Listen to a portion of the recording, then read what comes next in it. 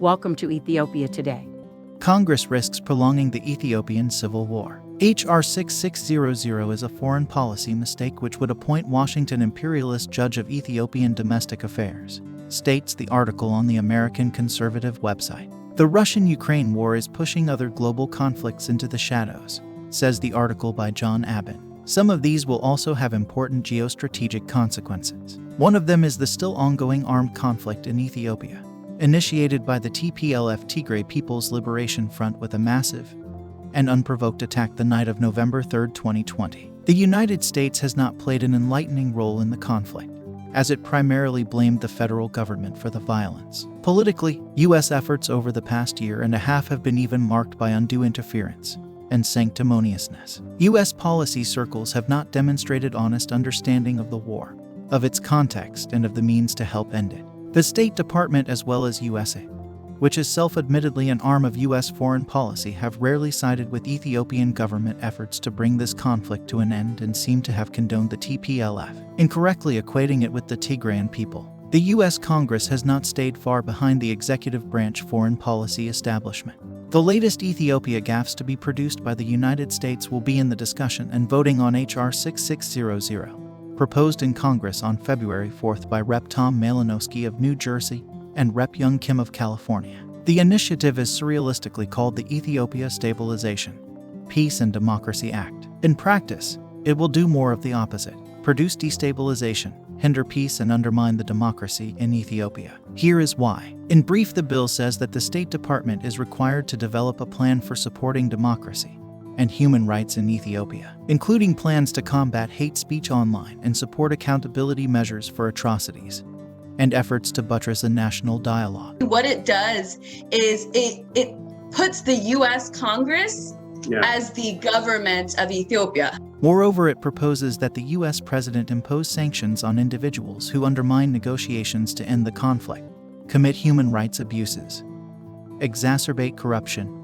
or provide weapons to any hostile party. The bill suggests that security assistance to the government of Ethiopia should be suspended until it ceases offensive operations, takes steps towards a national dialogue, improves protection of human rights, allows unfettered humanitarian access to conflict areas, and investigates allegations of war crimes. The bill also determines that the U.S. must oppose loans or other financial assistance from international agencies such as the World Bank and IMF to the governments of Ethiopia and Eritrea unless for humanitarian purposes, until they take steps to end the war and restore respect for human rights. It concludes that a determination from the State Department is required concerning allegations of crimes against humanity, war crimes, and genocide in Ethiopia. This series of proposals is a program of unprecedented interference in the internal affairs of Ethiopia, based on a lot of ignorance and bias. Many of the conflict issues and food aid efforts are under the brief of the Ethiopian government and are being addressed already as much as their financial means allow. Nowhere does the bill mention the TPLF and its war actions. This is surprising, if not laughable. It almost looks like TPLF people were co-drafters of the legislation. The target of the sanctions and strictures in the bill are Ethiopian and Eritrean government people. Again, no one denies that the humanitarian problems in Tigray are serious and painful.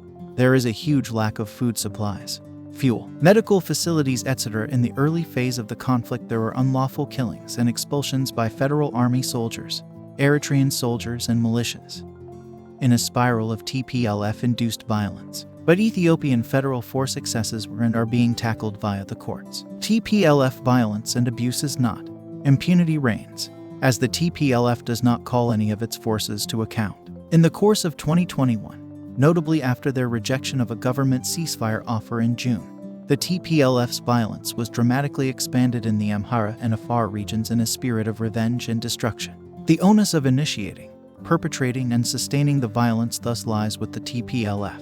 And there has been no more ground fighting in the Tigray region since June 2021. All of occurs in the Afar and Amhara regions, still partly occupied as of March 2022. Any serious analysis would reveal that responsibility for the huge damage, the large number of victims, and the abhorrent nature of the violence as a war policy was on the TPLF side. The problems were compounded by hundreds of thousands of civilians in the Amhara and Afar regions made international displaced persons by the TPLF. They are still waiting in camps, with nothing but their bare clothes as possessions. In addition, many in western Ethiopia are still terrorized by the Oromo Liberation Army, allied to the insurgent TPLF, and engaged in what some are describing as an ethnic cleansing operation.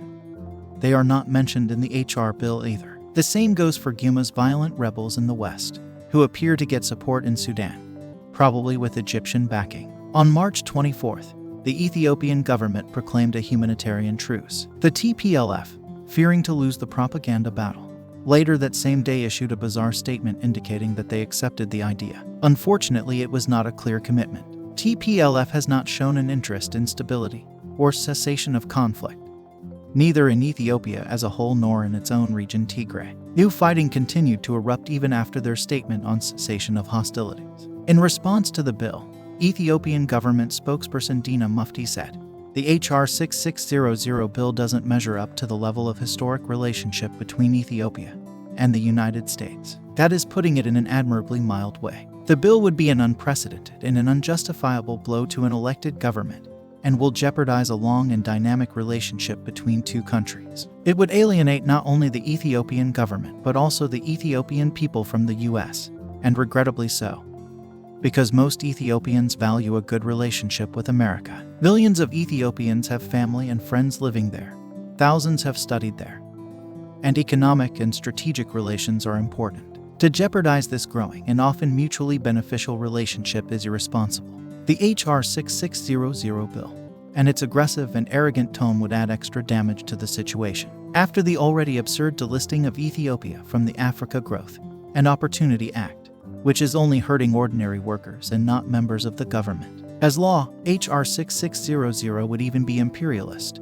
The Biden administration could wield control over Ethiopia in social media, traveling, domestic politics, economic affairs, international loans, etc. under a 10-year sanctions regime. Ethiopia's right to economic development would in fact be denied. As it says in Section 6C of the bill, Ethiopians would only benefit from support for projects on basic services. These economic impacts would also lead Ethiopia to intensify relations with China. Apart from its intrinsic failings, HR6600, if made law, would impose a harsh regime on Ethiopia that will not be productive or bring the desired results. Only more socio-economic hardship and misery will follow. If the U.S. Congress wants to see stabilization, peace and democracy efforts in Ethiopia, it will do well to start developing a more balanced approach to the Ethiopian conundrum. A better approach should be based on an analysis of what in fact happened. An armed insurgency by a rogue party that aimed to overthrow the federal government and went on to destabilize the country by war, mass killings, destruction, and economic sabotage. While the Ethiopian government can be urged to do more, it is time for the U.S. to put heavy pressure on the TPLF and call them to abandon armed insurgency and be accountable under the law. The severe sanctions approach in HR6600 smacks of the sanctions against Russia in the Ukraine war. But Ethiopia is not Russia. HR6600 is entirely unhelpful and should go where it belongs.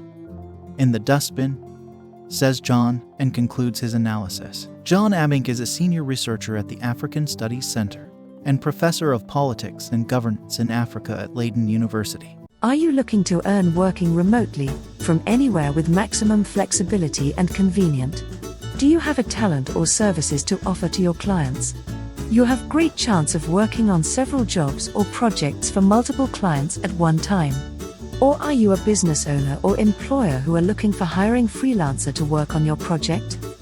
Well, if that's yes, please click the link below to learn more about and get started. Thanks for staying with us. If you enjoyed our presentation, give us a like and share to your social contacts. And also don't forget to subscribe and tap on the notification bell if this is your first time. Please also check on our collection of favorites on the description section below. See you on our next video.